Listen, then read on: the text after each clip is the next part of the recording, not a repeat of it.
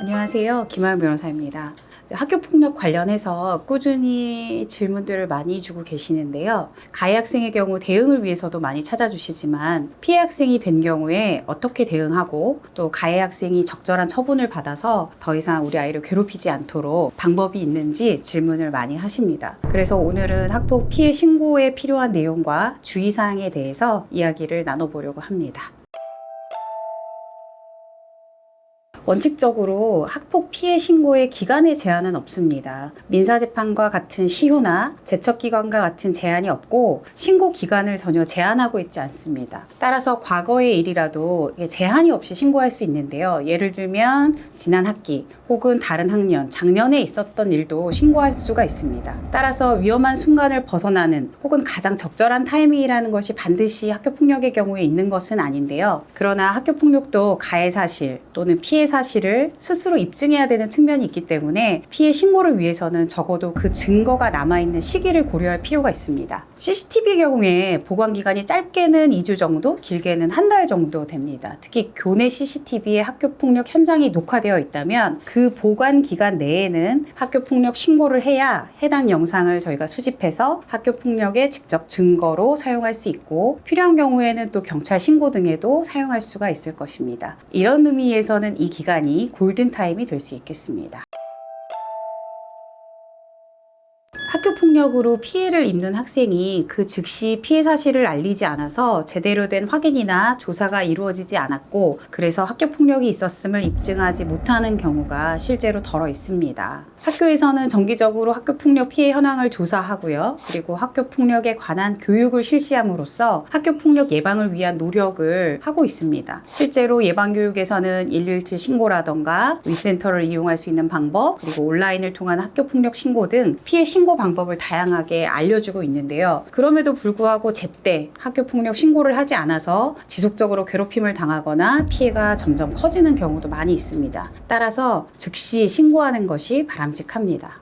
그 피해 학생의 부모님께서 사적으로 해결하는 경우가 있습니다. 피해 학생의 부모가 가해 학생을 직접 찾아가서 나무라거나 겁을 주는 경우인데요. 그러나 이제 생각을 해보시면 가해 학생도 역시 아동 청소년, 그러니까 미성년자임을 아셔야 됩니다. 입장을 바꿔서 우리 아이가 실수로 혹은 매우 약하게 학교 폭력을 저질렀는데 해당 피해 학생의 부모가 와서 우리 아이에게 너 이렇게 가만 놔두지 않겠다, 학교를 못 다니게 하겠다, 감옥을 보내겠다, 경찰에 신고하겠다, 이렇게 해서 우리 아이가 겁을 먹는다면 이걸 흔쾌히 이해하실 부모님은 없을 것입니다. 그러니까 학교 폭력이 발생한 경우에 법률에 따라서 적절히 신고하고 선생님, 학교를 통해서 교육이 이루어지도록 해야 하지 당시에 몹시 흥분을 해서 무작정 학교나 학원, 해당 학생이 있는 곳으로 찾아가서 해당 학생에게 직접적인 행위를 하시면 오히려 아동학대 등으로 고소를 당할 수 있습니다. 따라서 이 점은 각별히 주의하셔야 됩니다.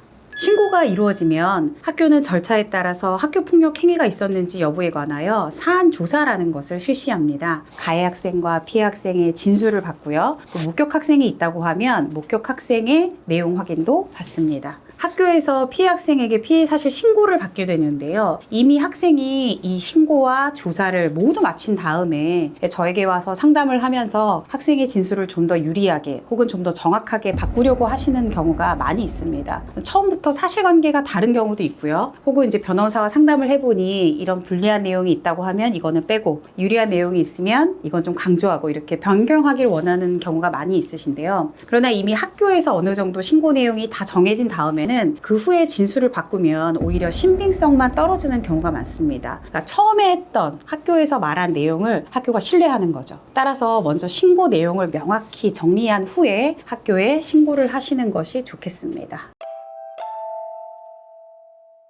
무조건 우리 아이가 피해를 입은 건 사실이니까 내가 무슨 말을 어떻게 해도 우리 아이가 말을 혹시 잘못해도 학교에서 이 피해 사실이 모두 인정될 것이다. 이렇게 약간 안이하게 생각하시는 경우가 많습니다. 그러나 최근 학교폭력은 굉장히 민감한 사안으로 받아들여지기 때문에 이 과정과 결과에 있어서 가해 학생과 피해 학생 층이 매우 첨예하게 다투게 됩니다. 특히 가해 학생 층이 변호사를 선임하는 경우가 굉장히 많아졌습니다. 이 약한 고리를 파고들어서 신고 사실이 모호하거나 분명하지 않은 것처럼 것처럼 호도에서 억울하게 피해 사실이 인정되지 않는 경우도 많이 있습니다. 따라서 학교폭력 신고 전에 미리 변호사와 상담을 하시고 학교폭력 사실을 잘 정리한 다음에 변호사와 함께 학교폭력 신고서를 작성하는 것이 중요합니다. 그렇게 할 때만 적절한 결과가 나오게 될 것입니다.